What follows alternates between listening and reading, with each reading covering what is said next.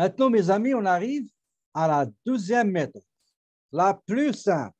OK? C'est ce qu'on appelle l'amortissement fonctionnel, ou bien au Canada, on l'appelle l'amortissement proportionnel. L'amortissement proportionnel à l'utilisation de l'immobilisation. Même chose pour amortissement fonctionnel, c'est en fonction de ce que vous donne l'immobilisation, ce que vous tirez profit de l'immobilisation. Je donne un exemple. Vous avez un camion, donc vous allez dire, je vais l'amortir selon le kilométrage que le camion va parcourir. Ou bien vous avez des photocopieuses, vous avez des fax, vous allez dire, écoutez, moi, je vais amortir l'imprimante selon ce qu'il produit, selon les copies produites. Et pour, par exemple, des machines qui fonctionnent en heure, donc vous allez prendre comme unité l'heure. Donc, c'est ça ce qu'on appelle l'amortissement proportionnel à l'utilisation. On va lire la définition donnée par le manuel de la comptabilité. La méthode d'amortissement proportionnel à l'utilisation est employée quand l'utilisation de l'actif varie d'une année à l'autre. Parce que vous allez imprimer aujourd'hui, durant l'exercice, 20 copies, l'année prochaine, 75 copies, l'autre 65, l'autre 50. Donc, il y a une variété de nombre de copies par période. Donc, et plus l'actif rend service à l'entreprise, plus la charge d'amortissement sera élevée. De cette façon, on va respecter le mieux le principe de rattachement, patati patata. On va avancer. Et vous donne quelques exemples. Par exemple, vous avez nombre d'unités que peut produire l'actif au cours de sa vie utile. La formule qu'on va utiliser, c'est le coût d'acquisition moins valeur résiduelle sur le nombre total d'unités fabriquées. D'accord? Ça, c'est le calcul de l'amortissement par unité. Pour calculer l'amortissement annuaire, je ne sais pas pourquoi ils n'ont pas mis la formule. Vous prenez le résultat ici, vous le multipliez. Je vous donne un exemple. Vous avez acquis une imprimante à 3 000 $. La valeur résiduelle, 500 $. D'accord? Attendez, je vais partager. On va prendre le fichier Excel comme ça. Ça va nous faciliter la tâche avant de voir le cas. Ça sera pas long.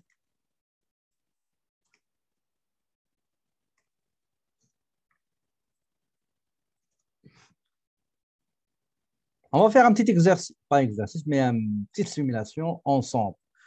Donnez-moi, s'il vous plaît, on prend par exemple imprimante, d'accord? Imprimante. Donnez-moi une valeur d'acquisition, donc coût d'acquisition. Coût d'acquisition.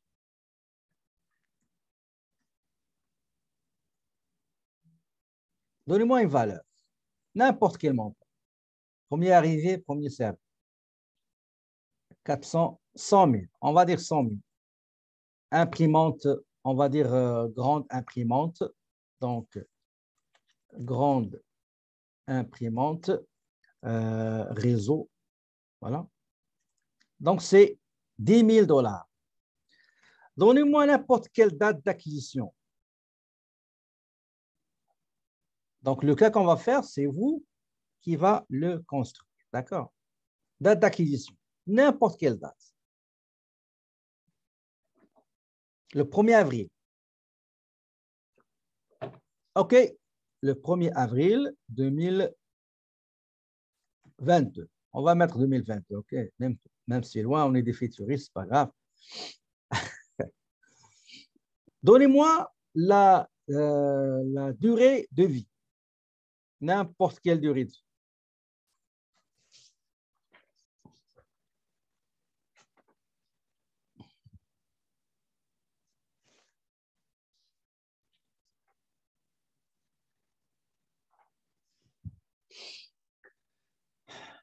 15 ans. C'est beaucoup, 15 ans.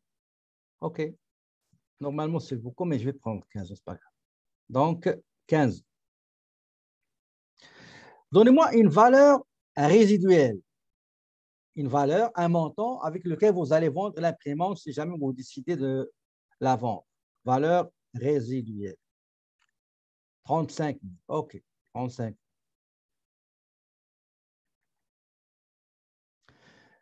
Donnez-moi maintenant à peu près, durant 15 ans, combien de copies vous allez imprimer de cette imprimante?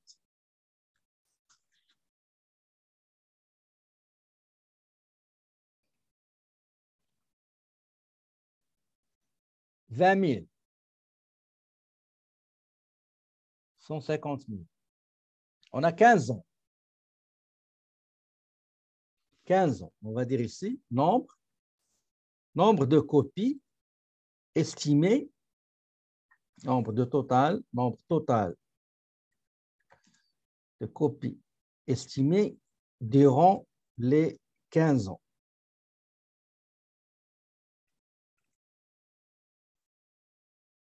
On va dire 1 million. OK. Même c'est peu, mais c'est pas grave, c'est pas grave. Moi, je vais utiliser ce que vous me dites, OK? Donc, nombre total des copies estimées durant les 15 ans. Très bien. Maintenant, on va travailler avec uniquement 2 années, OK? Donc, durant, on va dire nombre, écoutez attentivement, nombre total des copies produites en 2022. Donnez-moi combien, par exemple, vous avez fait, combien de copies vous avez faites en 2022?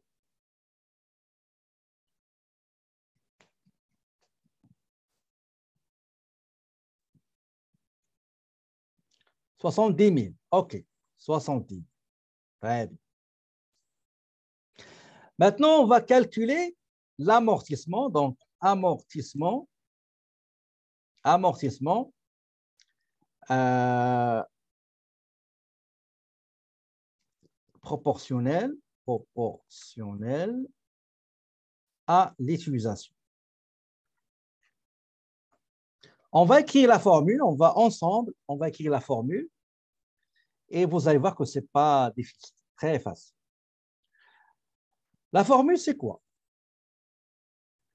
La formule, c'est coût d'acquisition, le coût d'acquisition, moins, allez-y, donnez-moi qu'est-ce que je dois mettre.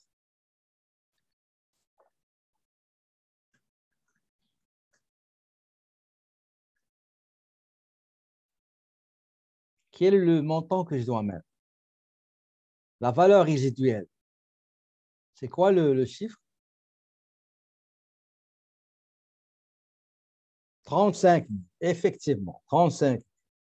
Excellent. Attendez, c'est vrai. Valeur résiduelle, excusez-moi. Divisé par quoi? Donc, coût d'acquisition moins la valeur résiduelle. Coût d'acquisition, c'est 100 000 divisé par 70 000, moins valeur résiduelle qui est 70 000, pardon, 35 000. Divisé par combien, s'il vous plaît?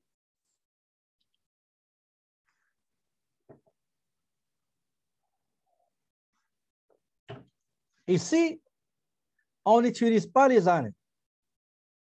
Même si je vous ai dit durée de vie, on n'utilise pas les années. On utilise les années dans les 3 méthodes. On utilise les années uniquement dans la première méthode, qui est la méthode linéaire, et dans la troisième méthode, la méthode taux dégressif, amortissement dégressif. On divise par le nombre total des copies que vous avez prévues durant les 15 ans. D'accord? Divisé par nombre de copies estimé, le nombre qui est bien sûr estimé, pour les 15 ans. D'accord? Une fois vous avez trouvé ce montant-là, ben vous allez le multiplier par nombre de copies produites en 2022. C'est ça la formule. D'accord? C'est ça la formule. Et on va la pratiquer et l'illustrer convenablement tout de suite pour que vous compreniez facilement. Regardez, j'ai les données que j'ai. Le coût d'acquisition, il est là. Donc, c'est 100 000. Valeur résiduelle, 35 000. Nombre de copies pour les 15 ans, c'est 1 million. Le nombre de copies total en 2022, c'est 70 000. Je peux faire une chose ici, regardez, je peux mettre ici coût d'acquisition. Je peux ajouter valeur résiduelle. Vous pouvez mettre nombre total. Ah, on l'a déjà ici, c'est pas grave. Excusez, on les a déjà ici. Maintenant, on va faire la formule. Donc, la première chose qu'on va faire, c'est prendre, regardez, je prends le coût d'acquisition 100 000 moins la valeur résiduelle divisé par le nombre total d'unités que vous estimez tirer profit durant la durée de vie, durant 15 ans, par exemple. Donc, c'est 1 million. Je ferme le tout et je le multiplie par le nombre de copies que vous avez réalisées en 2022. Le total, c'est 70 000. Donc, ça, c'est ça l'amortissement proportionnel à l'utilisation. Vous pouvez faire une chose, regardez, vous pouvez prendre, par exemple, regardez qu'est-ce qu'on va faire. Vous pouvez prendre cette formule, on va l'ajouter ici, insérer, on peut la mettre ici, ce ne sera pas long. Vous pouvez calculer le coefficient, d'accord, égal, on peut le faire, égal le coût d'acquisition, c'est celui-là, moins la valeur résiduelle divisé par le nombre de copies estimées durant la durée de vie. Là, ça va vous donner 0,065. D'accord? Et quand vous allez ici, c'est très simple, vous prenez celui-là, vous prenez 70 000, multiplié par ce montant-là, et ça va vous donner 4 550. Sinon, vous pouvez mettre ici, vous mettez 1, vous mettez 2, vous mettez 3, vous mettez 4, 5, 6 et 7. Et ici, vous mettez, attendez, le calcul, il est là. Vous pouvez venir ici, vous allez mettre donc 1 moins 3 divisé par 4, tout simplement. Et ici, vous allez mettre égal 6 multiplié par 5. 6 multiplié par 5, tout simplement. OK? Donc, moi, c'est ça ce que je fais. Si jamais vous avez notre méthode facile et pertinente, vous pouvez la suivre. Donc, je vais juste ajouter quelque chose ici. Voilà. Cellule.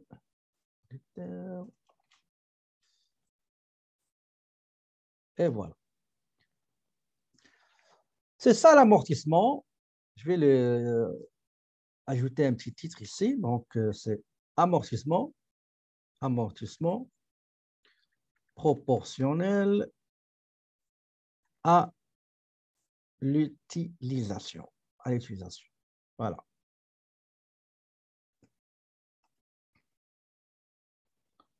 Donc, si vous arrivez à bien comprendre comment poser et identifier chaque élément de réponse, vous n'aurez aucun problème. D'accord? Vous n'aurez aucun problème. Ne faites pas des calculs avec des textes. D'accord? Essayez d'utiliser le tableau. Pourquoi? Parce que à la suite, vous aurez, par exemple dans l'examen, vous aurez un cas, vous devez calculer le coût d'acquisition et après vous allez calculer l'amortissement linéaire, amortissement en fonction des utilisations et amortissement dégressif. Et vous allez avec des tableaux. Si jamais vous avez terminé, vous avez remarqué que vous vous êtes trompé. Il suffit juste de retourner à la source. Le reste sera redressé, réajusté automatiquement. Ne faites pas les choses manuellement ou textuellement. Okay? Est-ce que, s'il vous plaît, vous avez compris l'amortissement proportionnel? Donc, je vais prendre le cas de kilométrage et je vais faire juste copier-coller. D'accord? Donc, allez-y, donnez-moi les données pour un matériel roulant. Donnez-moi un matériel roulant, par exemple. On va dire matériel roulant. Matériel roulant. Donnez-moi la valeur d'acquisition. Donnez-moi un chiffre.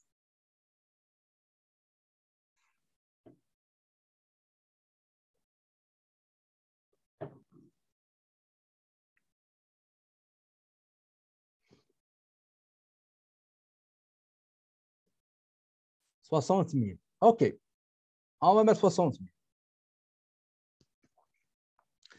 Juste une petite question. Dans le cas qu'on vient de faire, quelle est la donnée qu'on n'a pas touchée, qu'on n'a pas utilisée? Quelle est la donnée qu'on n'a pas utilisée?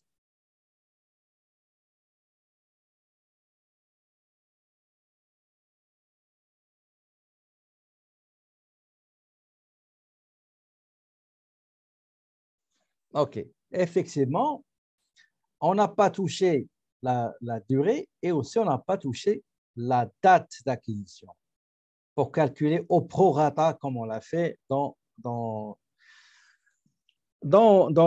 cette méthode, méthode de calcul d'amortissement proportionnel à l'utilisation. On ne prend pas en considération ni la durée, ni la date d'acquisition si jamais on l'a acheté en milieu de l'année. Okay? On retourne ici. Donc, vous m'avez dit date d'acquisition. On prend par exemple, donnez-moi une date d'acquisition, s'il vous plaît, même si on ne va pas l'utiliser.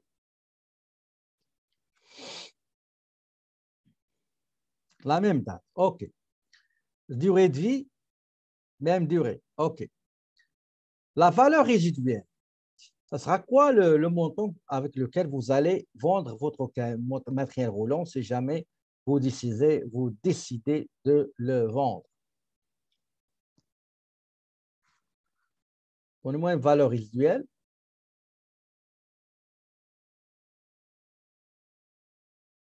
10 000. OK, voilà 10 000. Maintenant, au lieu de copie, je vais mettre nombre total de kilométrage durant les 15 ans. Combien de kilométrage vous prévoyez, vous estimez que le matériel roulant va parcourir durant sa durée de vie d'utilité?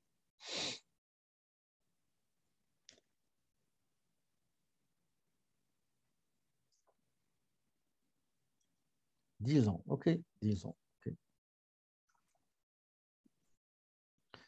De 100 000, OK, on va mettre de 100 000. Voilà. Et en 2022, 200 000. Et en 2002, combien de kilométrages ont été parcourus? Donc, nombre total de kilomètres parcourus en 2022.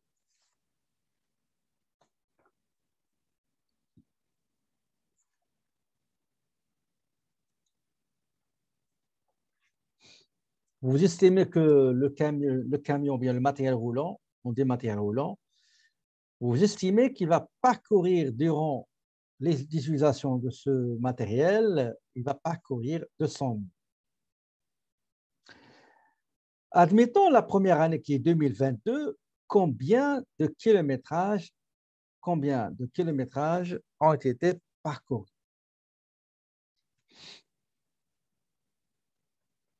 69 000. OK, on va mettre 69 000, d'accord? 69 000. Donc, dans 69 000, attendez, 200 000, je vais juste enlever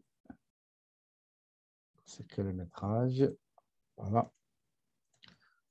Donc, même chose ici. Donc, coût d'acquisition moins valeur réelle divisé par nombre de kilométrages estimés pour les 10 ans.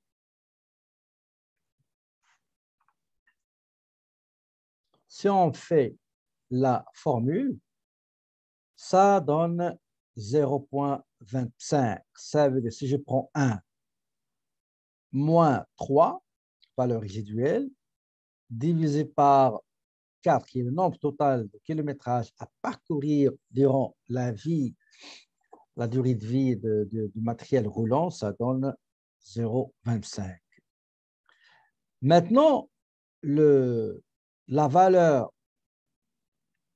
attendez juste, je rectifie ici, le nombre, on a dit, le nombre, c'est un nombre de kilométrages, ok? Nombre de kilométrages parcouru, kilométrage parcouru, estimé pour les 10 ans. Multiplié par le nombre de kilométrages parcourus en 2022. Voilà. Donc, on a fait deux cas simples. Ben, donc, deux cas conçus par vous-même pour vous montrer comment on calcule l'amortissement proportionnel à l'utilisation. Donc, voilà. Est-ce que, s'il vous plaît, vous avez des questions avant d'aller voir d'autres choses?